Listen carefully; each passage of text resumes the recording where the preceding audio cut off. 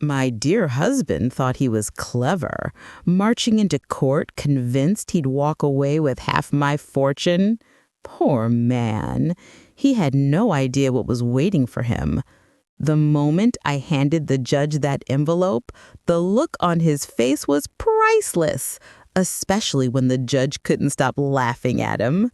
Turns out, the only thing my husband walked away with was humiliation.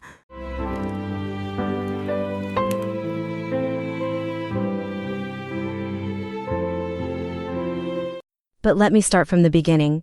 My name is Margaret Sullivan, and for 32 years, I believed I was living a fairy tale marriage with Robert Sullivan in our beautiful home in Riverside, California. Robert was everything a woman could want: charming, successful in his real estate business, and devastatingly handsome. We met at a charity gala in downtown Los Angeles back in 1991, and I was swept off my feet by his confident smile and smooth words. What I didn't know then was that Robert had done his homework on me long before that fateful night. You see, I wasn't just any woman at that gala. I was Margaret Hartford, heir to the Hartford tech fortune. My father, William Hartford, had built a technology empire in Silicon Valley during the early days of personal computing. When he passed away in 1989, he left me everything: stocks, properties, patents, and a trust fund worth over $50 million. Robert played the long game beautifully. He courted me with expensive dinners, weekend trips to Napa Valley, and declarations of love that made my heart flutter. Within 8 months, he proposed with a stunning diamond ring overlooking the Pacific Ocean in Malibu. I said yes without hesitation, convinced I had found my soulmate. Our wedding was the event of the season in Beverly Hills. 300 guests, a reception at the Four Seasons, and a honeymoon in the French Riviera. Robert insisted we didn't need a prenuptial agreement. "What's yours is mine, and what's mine is yours," he said with those twinkling eyes. "We're building a life together, darling. Legal documents are for people who don't trust each other." How naive I was. For over 3 decades, I managed our finances while Robert played the role of the devoted husband. He was attentive, romantic, and seemingly content with our life together. We lived in a magnificent estate in Riverside's exclusive Victoria Club area, traveled the world, and attended every social event that mattered. On the surface, we were the perfect couple. But perfection, as I learned, is often just an elaborate illusion. The cracks began to show 2 years ago when I noticed discrepancies in our joint accounts. Small at first, a few thousand here and there. Robert explained them away as business expenses or forgotten purchases. Then I discovered the secret credit cards, the mysterious cash withdrawals, and finally, the devastating truth that would change everything. Robert hadn't just been stealing from our accounts. He'd been living a double life for years, complete with a luxury apartment in Marina del Rey and a mistress young enough to be our daughter. 26-year-old Candace Morrison, aspiring actress from Tennessee, had been enjoying my money for the past 5 years. Expensive jewelry, designer clothes, luxury vacations, all funded by the fortune my father had worked so hard to build. The betrayal cut deeper than any knife could. But what happened next would prove that sometimes the universe has a sense of justice all its own. The morning I discovered Robert's betrayal started like any other Tuesday in our Riverside home. I was reviewing our monthly financial statements in my home office, a ritual I'd maintained for decades to keep track of our investments and expenses. The Hartford fortune required careful management, and I'd always been meticulous about every dollar. That's when I noticed it a charge for $15,000 at Tiffany & Co. in Beverly Hills. I distinctly remembered Robert telling me he was in Phoenix that day for a real estate conference. My heart began to race as I pulled up more statements, digging deeper into months of transactions I'd previously glossed over. What I found made my blood run cold.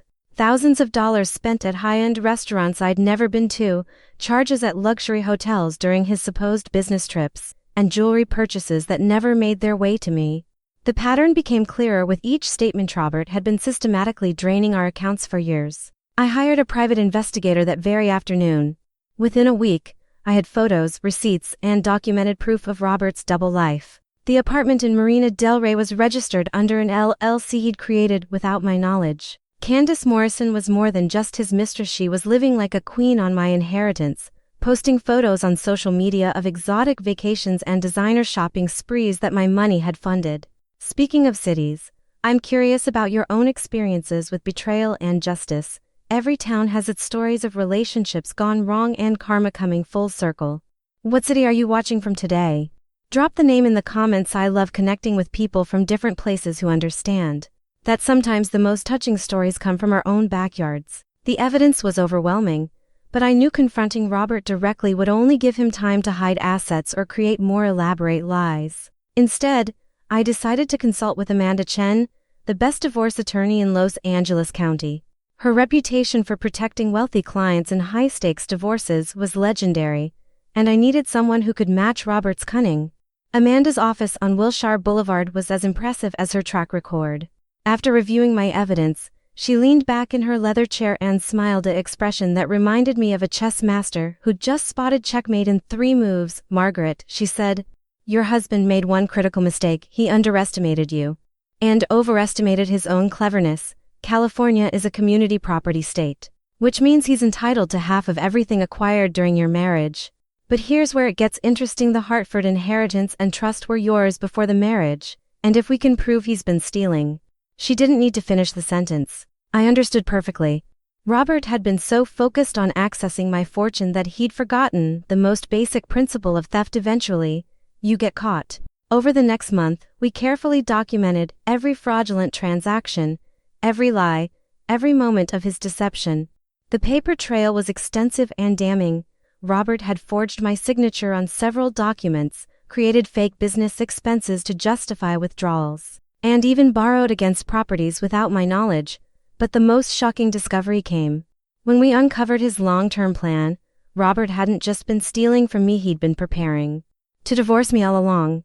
Hidden in his home office, we found documents outlining a strategy to claim half of everything, including the premarital Hartford trust. His lawyer had been coaching him on how to present himself as a contributing partner who'd helped grow the fortune during our marriage.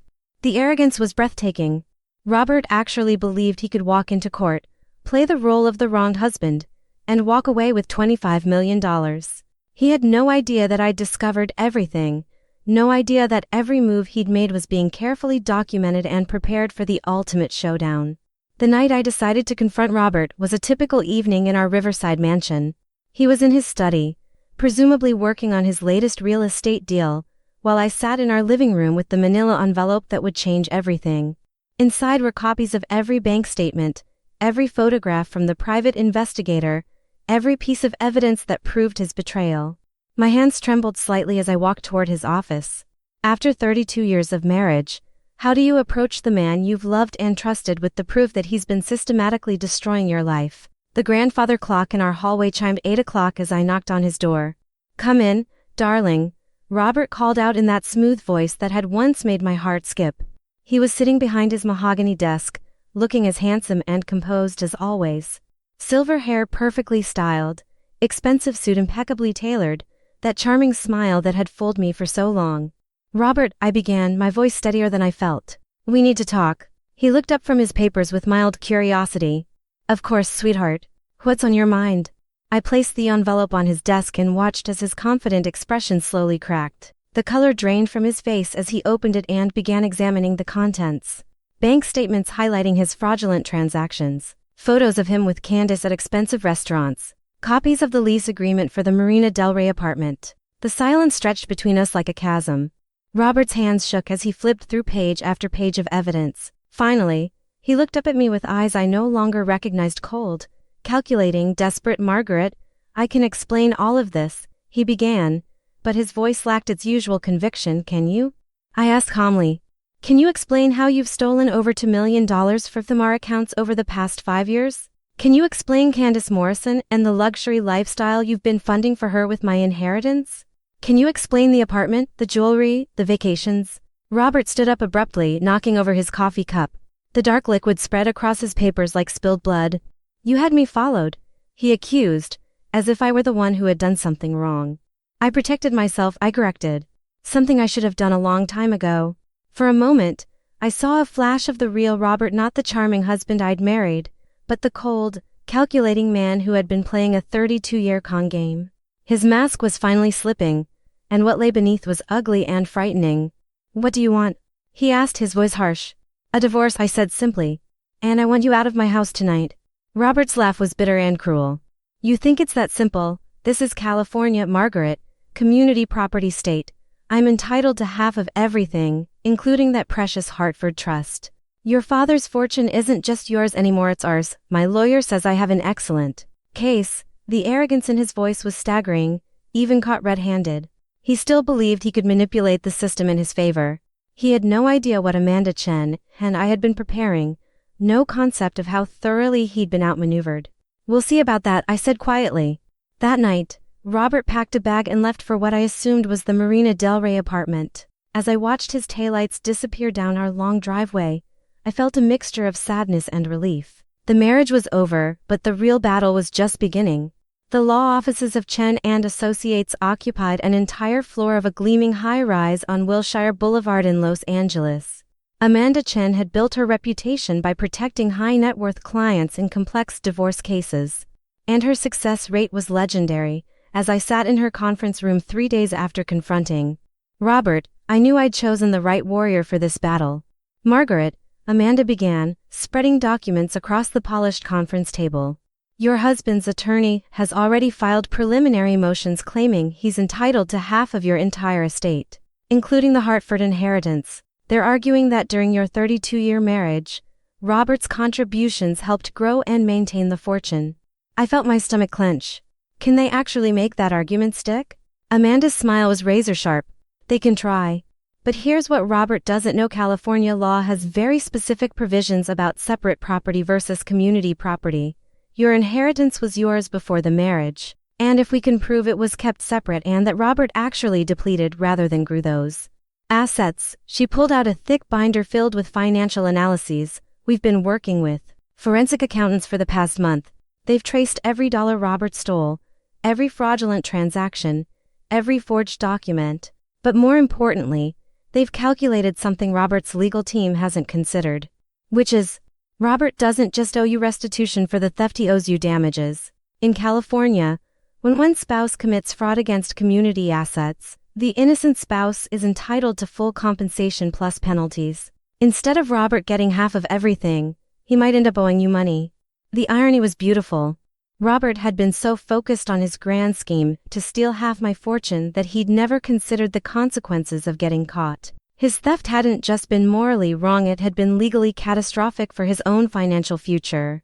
Over the next several weeks, Amanda's team worked with military precision. Every bank statement was analyzed. Every suspicious transaction was documented. Every lie Robert had told was cross-referenced with evidence. We built a case so airtight that even the most sympathetic judge couldn't ignore the facts. But Amanda had one more surprise in store. Margaret, she said during our final pretrial meeting. There's something else we discovered. Remember those business ventures Robert claimed were unsuccessful investments, the ones he said lost money over the years? I nodded. Robert had always complained about his bad luck with various deals, claiming he'd lost hundreds of thousands trying to build his real estate empire. They weren't failures, Amanda continued. They were shells. Robert was funneling community property through fake businesses and hiding the assets in offshore accounts. We found over $800,000 that he's been concealing for the past decade. The revelation hit me like a physical blow. Not only had Robert been stealing from me, but he'd been preparing his exit strategy for years. Every failed investment, every unfortunate business loss had been part of an elaborate scheme to hide assets before filing for divorce. There's more, Amanda said, her voice grim. The offshore accounts aren't just for hiding money. Robert's been planning to leave the country. We found travel documents, property purchases in Costa Rica, and communications with international law firms about asset protection. My 32-year marriage hadn't just been built on lies, it had been a long-term criminal enterprise. Robert had married me for my money, spent decades stealing from me, and was preparing to flee the country with everything he could steal. The man I'd loved and trusted had been my greatest enemy all along. But Amanda Chen hadn't built her reputation by losing to amateur criminals. Here's what we're going to do, she said, pulling out one final envelope. This is going to end Robert's scheme permanently. The San Bernardino County Courthouse was buzzing with activity on the morning of our divorce hearing. As I walked through the marble corridors with Amanda Chen at my side, I couldn't help but notice the contrast between our composed confidence and the nervous energy radiating from Robert's legal team. Robert had hired Marcus Goldstein, a flashy Beverly Hills attorney known for his expensive suits and aggressive tactics. Goldstein specialized in high-stakes divorces for wealthy men looking to minimize their losses, and his reputation for ruthless negotiation was well established. But looking at him now, hurriedly shuffling through papers with two junior associates, I could tell something was wrong. Judge Patricia Morrison presided over Family Court Division 7, and her reputation for fairness was matched only by her intolerance for fraud and deception. She'd been on the bench for 15 years, and lawyers throughout Southern California knew better than to try pulling fast ones in her courtroom. As we took our seats, I caught sight of Robert for the first time since that confrontation in his office. He looked older, more tired, but still maintained that arrogant posture that had fooled me for so long. He wore his most expensive suit, and that practiced smile he used when trying to charm his way out of trouble. "All rise for the Honorable Judge Patricia Morrison," the bailiff announced. Judge Morrison was a woman in her early 60s with steel gray hair and penetrating brown eyes that seemed to see straight through any pretense. She reviewed the files before her with the methodical precision of someone who'd heard every lie and excuse in the book. "Good morning," she began. "We're here today for the dissolution of marriage between Robert and Margaret Sullivan. Goldstein, you may present your client's position." Goldstein stood with theatrical confidence. "Your Honor, my client Robert Sullivan has been a devoted husband for 32 years. During this time, he contributed significantly to growing and maintaining the Sullivan family fortune. California's community property laws clearly state that assets acquired during marriage belong equally to both spouses. Mr. Sullivan is simply asking for what is rightfully his half of the marital estate, including the Hartford Trust assets." I had to admire Goldstein's audacity.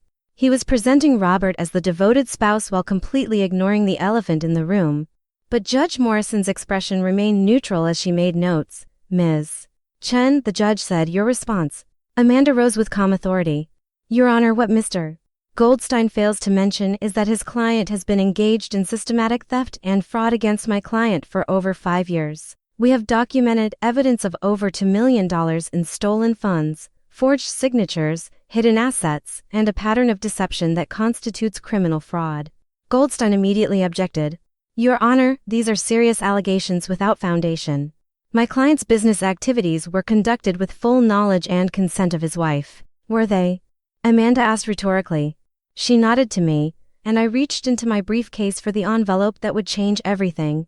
The envelope was thick, manila, and filled with the fruits of months of investigation, every bank statement, every photograph, every piece of evidence that would expose Robert's crimes. But as I held it, I realized this wasn't just about money, it was about justice, truth, and the end of 32 years of lies. "Your Honor," Amanda continued, "we'd like to present evidence of Mr. Sullivan's fraudulent activities, including hidden offshore accounts, forged documents, and documented theft of community assets." The tension in the courtroom was palpable. Robert's confident smile was beginning to crack, and I could see Goldstein whispering urgently to his client. They clearly hadn't expected us to have such comprehensive evidence. Judge Morrison leaned forward with interest. "I'll examine the evidence. Mrs. Sullivan, please approach the bench." This was the moment I'd been waiting for, the moment when Robert's carefully constructed lies would finally crumble in the face of undeniable truth. As I approached Judge Morrison's bench with the envelope, I could feel Robert's eyes burning into my back. The courtroom was so quiet I could hear my own heartbeat echoing in my ears. This single envelope contained the power to destroy the man who had systematically destroyed our marriage. Judge Morrison accepted the envelope with professional composure, but as she began examining the contents, her eyebrows gradually rose higher. The first document was a summary prepared by our forensic accounting team, outlining Robert's theft in clear, undeniable numbers. "Mr. Goldstein," Judge Morrison said without looking up, "are you aware that your client maintained secret accounts and made unauthorized transfers, totaling to $3 million over the past 5 years?" I watched Goldstein's face pale. "Your Honor, we would need to review these allegations." "They're not allegations," Amanda interjected smoothly. "They're documented facts. Bank records, signature analyses, and digital trail evidence all confirm systematic embezzlement." Judge Morrison continued examining the evidence. The next set of photos showed Robert and Candace at expensive restaurants, luxury hotels, and shopping on Rodeo Drive. The private investigator had been thorough. Every romantic dinner, every expensive gift, Every moment of their 5-year affair was documented in painful detail. Mr. Sullivan. Judge Morrison addressed Robert directly. Can you explain these photographs showing you with Ms. Candace Morrison at establishments where community funds were spent without your wife's knowledge or consent? Robert stood slowly, his confident facade cracking. Your Honor, There may have been some business entertaining that was misunderstood. Business entertaining? Judge Morrison's voice carried a note of disbelief. At jewelry stores and luxury spas. The judge continued through the evidence methodically. Property records for the Marina Del Rey apartment. Credit card statements for purchases that never came home. Travel records for vacations taken with another woman. Each piece of evidence was another nail in Robert's coffin. But the most damaging evidence was yet to come. What's this about offshore accounts, Ms. Chen? Judge Morrison asked. Amanda stepped forward. Your Honor, our investigation revealed that Mr. Sullivan has been hiding assets in Costa Rican bank accounts for over 10 years. These accounts contain approximately $800,000 in community property that he failed to disclose in his financial declarations. The revelation hit the courtroom like a bomb.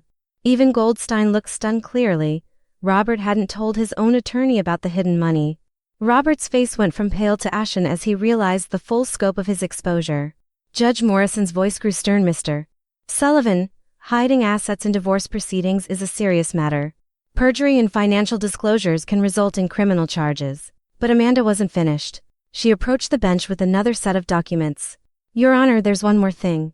We discovered that Mr. Sullivan has been planning to flee the country. These are copies of property purchases in Costa Rica, communications with international attorneys about asset protection, and travel documents suggesting he intended to leave the United States permanently. The silence in the courtroom was deafening. Robert's grand scheme was unraveling in real time, and everyone present could see the panic in his eyes. His plan to steal half my fortune and disappear to Costa Rica was collapsing under the weight of evidence. Judge Morrison set down the documents and looked directly at Robert. Mr. Sullivan, these are very serious allegations. Do you have any explanation for this evidence? Robert opened his mouth, but no words came out. For the first time in 32 years, his silver tongue had failed him. The man who had lied and manipulated his way through our entire marriage was finally speechless. Judge Morrison closed the envelope and sat back in her chair, an expression of disgust spreading across her face. In her 15 years on the bench, she'd seen plenty of messy divorces. But the systematic fraud and deception in our case was clearly extraordinary, even by her standards. Mr. Goldstein, she said, her voice carrying barely controlled anger, did you know about any of this when you filed your client's motion for half the marital estate? Marcus Goldstein looked like he wanted to crawl under his table. His expensive suit and usually perfect composure were crumbling as he realized his client had lied to him about virtually everything. Your Honor, I relied on my client's representations regarding his financial situation and contributions to the marriage. Contributions? Judge Morrison's voice rose slightly. According to this evidence, Mr. Sullivan's primary contribution was stealing over $2 million from his wife and planning to flee the country with hidden assets. She turned her attention to Robert, who was gripping the arms of his chair so tightly his knuckles had turned white. Mr. Sullivan, stand up. Robert rose unsteadily to his feet, the confident posture he'd maintained throughout our marriage finally broken. This was the moment I'd been waiting for, watching the man who had betrayed me face the consequences of his actions. In 32 years of family law, Judge Morrison continued, I have rarely seen such a calculated pattern of fraud and deception. You married a wealthy woman, spent decades stealing from her, maintained a secret life with another woman using her money, and then had the audacity to come into my courtroom demanding half of everything you'd already stolen. The judge's words hit Robert like physical blows. I could see him deflating with each sentence, the realization that his scheme had not only failed but would result in severe consequences finally sinking in. But what truly appalls me, Judge Morrison said, her voice growing colder, is the premeditation involved. This wasn't a marriage that failed, this was a criminal enterprise disguised as a marriage. You planned to steal from Mrs. Sullivan from the very beginning, and when you were ready to maximize your theft, you planned to abandon her and flee the country. Amanda squeezed my hand gently. This was going better than even she had expected. Judge Morrison wasn't just rejecting Robert's claims, she was clearly preparing to impose serious consequences. Your Honor, Goldstein tried weakly, perhaps we could discuss a settlement arrangement. Judge Morrison's laugh was sharp and humorless. Settlement, Mr. Goldstein, your client isn't in a position to negotiate anything. He's facing potential criminal charges for fraud, perjury, and asset concealment. That's when something unexpected happened. Judge Morrison started laughing, not the bitter laugh from before, but genuine amusement at the sheer audacity of Robert's scheme. Mr. Sullivan, she said between chuckles, did you really think you could steal millions of dollars from your wife, hide assets offshore, plan to flee the country, and then waltz into my courtroom expecting to be rewarded with half of everything? The level of delusion required for such a plan is almost impressive. The courtroom gallery filled with attorneys waiting for their cases began to murmur. This was clearly not a typical divorce hearing.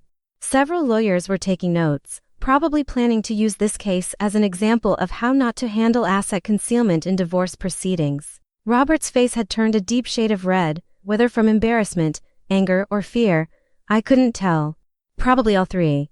The man who had always been so sure of his ability to charm and manipulate his way out of any situation was discovering that judges are harder to fool than naive wives. Ms. Chen, Judge Morrison said, composing herself, what is your client seeking in terms of resolution? Amanda stood confidently. Your Honor, Mrs. Sullivan seeks full restitution of stolen funds plus damages, exclusive ownership of all marital assets given Mr. Sullivan's fraudulent conduct, and immediate restraining orders preventing further asset concealment or flight risk. The judge nodded approvingly, and Mr. Sullivan walks away with exactly what he deserves, nothing. Judge Morrison organized the evidence on her bench with the methodical precision of someone preparing to deliver a verdict that would be remembered in legal circles for years to come. The courtroom had filled with observers as word spread about the dramatic case unfolding in Family Court Division 7. Before I issue my ruling, Judge Morrison began, I want to address the broader implications of this case. Marriage is supposed to be a partnership based on trust, love, and mutual respect. What we've witnessed here is the complete perversion of that sacred institution. She looked directly at Robert, who seemed to shrink further into his chair with each word. Mr. Sullivan, you entered into marriage under false pretenses, conducted a 32-year campaign of systematic theft, and planned to abandon your victim while stealing her inheritance. This isn't just divorce fraud, this is criminal behavior that undermines the very foundation of family law. Amanda leaned over and whispered to me, she's not just ruling against him, she's making an example of him. Judge Morrison continued, California's community property laws are designed to protect both spouses equally. But those protections are nullified when one spouse engages in fraud against the other. Mr. Sullivan has forfeited any claim to community assets through his criminal conduct. The judge picked up the first document from her stack. Therefore, I hereby rule that all assets currently held in community property shall be awarded exclusively to Margaret Sullivan. This includes the family residence in Riverside, all investment accounts, and any business interests. I felt tears of relief beginning to form. After months of fear that Robert might actually succeed in stealing half my inheritance, justice was finally being served. Furthermore, Judge Morrison continued, Mr. Sullivan is ordered to pay full restitution to Mrs. Sullivan in the amount of $2.3 million for documented theft of community assets. This restitution shall include interest and penalties calculated from the date of each fraudulent transaction. Robert's lawyer tried to object. Your Honor, my client's ability to pay such a sum is not my concern. Judge Morrison cut him off. Mr. Sullivan has approximately $800,000 in hidden offshore accounts that he failed to disclose. Those funds shall be immediately repatriated and applied to restitution. Any remaining balance shall be satisfied through the sale of Mr. Sullivan's separate property assets. The judge wasn't finished. Additionally, I am imposing a constructive trust on all assets Mr. Sullivan purchased for his mistress, Candace Morrison, using community funds. All jewelry, property, and other items purchased with stolen money shall be recovered and returned to Mrs. Sullivan. I could hardly believe what I was hearing. Not only was Robert getting nothing from our divorce, but he was being ordered to pay back everything he'd stolen, plus penalties. His grand scheme to steal half my fortune had backfired spectacularly. But Judge Morrison saved the best for last. Finally, she said, her voice carrying the weight of absolute authority, I am referring this case to the District Attorney's Office for Criminal Prosecution. Mr. Sullivan's conduct constitutes multiple felonies including grand theft, fraud, perjury, and money laundering. The evidence presented today provides probable cause for criminal charges. The words hit Robert like a sledgehammer. Not only had he lost everything in the divorce, but he was now facing potential prison time for his crimes. The man who had thought he was so clever was about to discover that crime really doesn't pay. Judge Morrison looked directly at Robert one final time. Mr. Sullivan, you came into my courtroom believing you were entitled to half of your victim's fortune. Instead, you're leaving with nothing but criminal charges and the knowledge that justice has been served. Court is adjourned.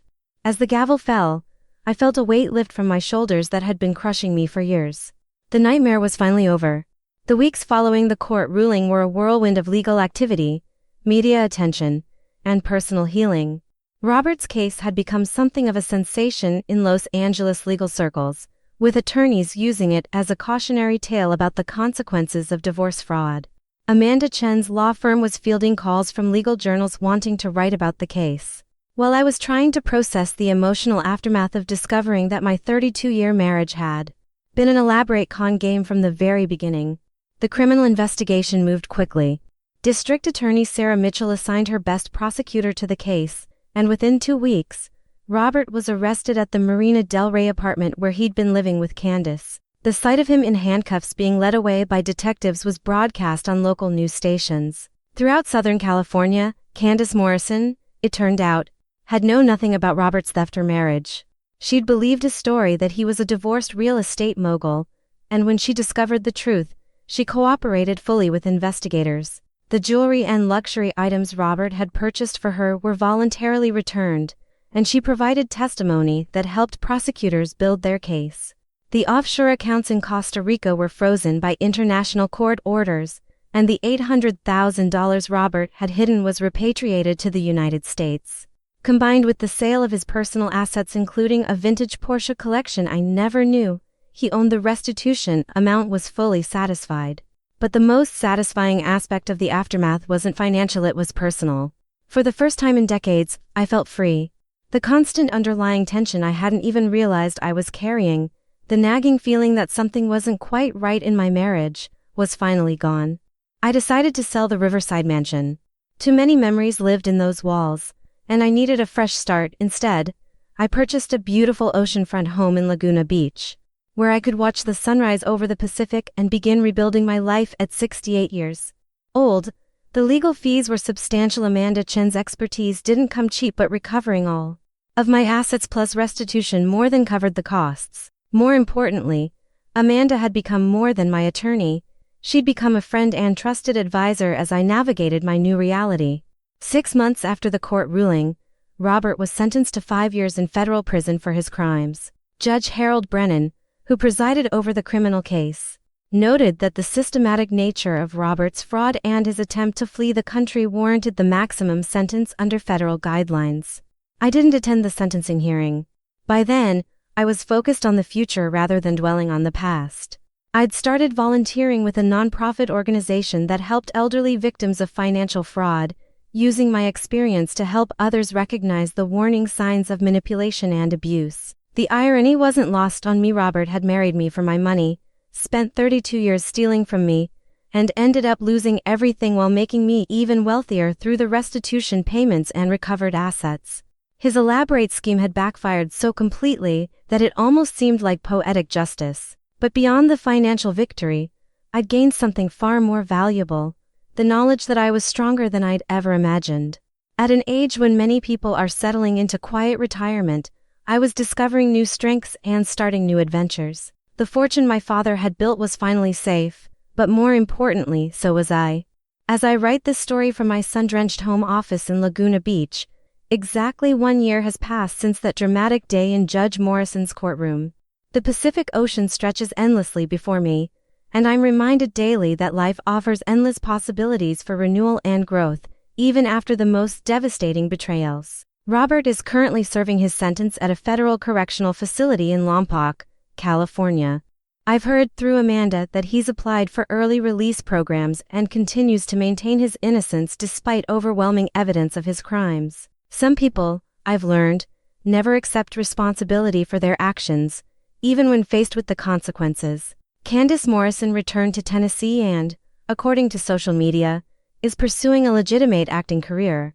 She sent me a heartfelt apology letter expressing her horror at being unknowingly involved in Robert's scheme. I wrote back, wishing her well. She was as much a victim of Robert's deception as I was, just in a different way. The criminal case generated significant media coverage, and I've received hundreds of letters from people sharing their own stories of betrayal and fraud. Reading these letters has been both heartbreaking and inspiring. Heartbreaking because so many people have suffered similar betrayals, but inspiring because of the resilience and strength people demonstrate in rebuilding their lives. This experience taught me several crucial lessons that I want to share with anyone who might find themselves in a similar situation. First, trust your instincts. Those nagging feelings I had about our finances, the subtle inconsistencies in Robert's stories, the gut feeling that something wasn't right, all of those instincts were correct. When something feels wrong, investigate. Second, financial independence is crucial in any relationship, even in marriage. Maintain some level of individual control over your assets. The prenuptial agreement Robert convinced me we didn't need would have prevented years of theft and protected my inheritance from the beginning.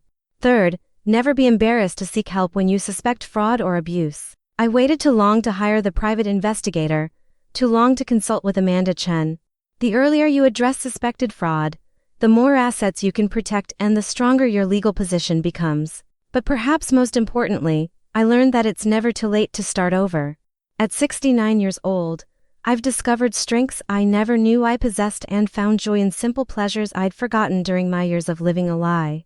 My work with the Elder Financial Protection Network has become deeply meaningful.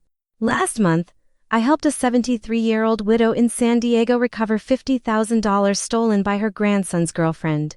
The gratitude in her voice, when we got her money back, reminded me why surviving Robert's betrayal was worth the pain. It gave me the experience and knowledge to help others. I've also reconnected with old friends I'd lost touch with during my marriage. Robert had subtly isolated me from many relationships over the years, claiming they were too demanding or not good influences. Now I realize he was simply eliminating potential witnesses to his suspicious behavior. The Hartford Foundation, established with part of my recovered assets, now provides legal assistance to victims of domestic financial fraud. We've helped over 200 people in the past year, and watching their faces when justice is served never gets old. Each victory feels like another nail in the coffin of Robert's legacy of deception. Amanda Chen and I remain close friends, and she continues to handle the ongoing legal matters related to asset recovery and the Foundation's work. She recently told me that my case has become legendary in family law circles, not just for the dramatic courtroom scenes, but as an example of how thorough preparation and documentation can overcome even the most sophisticated fraud schemes. Looking back, I sometimes wonder if I would have done anything differently. Would I have been happier knowing the truth earlier, even if it meant ending a 32-year marriage decades sooner? The answer is always yes. Living authentically, even through pain and upheaval, is infinitely better than living a comfortable lie. The fortune my father worked so hard to build is now secure and growing under proper management. More importantly, it's being used to make a positive difference in the world rather than funding the luxury lifestyle of a criminal and his mistress. As I finish writing this story, I want to address everyone who's taken this journey with me. Your support and engagement means more than you know. Stories like mine happen in every city, every community across America. Whether you're reading this from the bustling streets of New York, the quiet suburbs of Denver, or a small town in rural Georgia, financial betrayal affects people everywhere. If my story resonates with you, if you've experienced something similar, or if you know someone who might benefit from hearing about the possibility of justice and renewal, please share this story. Drop a comment below telling us what city you're watching from. I love seeing how far these touching stories reach and knowing that people everywhere understand the power of resilience and justice. The envelope I handed to Judge Morrison that day contained more than just evidence of Robert's crimes. It contained proof that truth always wins in the end, that justice is possible even when the odds seem impossible, and that sometimes the most devastating betrayals lead to the most beautiful new beginnings. My dear husband thought he was clever, walking into that courtroom convinced he'd steal half my fortune. Instead, he walked away with nothing but handcuffs and a prison sentence. As for me, I walked away with something far more valuable than money. I walked away with my freedom, my dignity, and the knowledge that no one can ever fool me again. Sometimes the best revenge isn't revenge at all. Sometimes it's simply living well, helping others, and watching karma work its magic in a California courtroom. Justice served. Life renewed. Story complete. Thank you for joining me on this incredible journey. If you've been touched by this story, please share it with others who might need to hear that justice is possible and that it's never too late for a new beginning. What city are you watching from today? Let me know in the comments below. Your stories and support mean the world to me.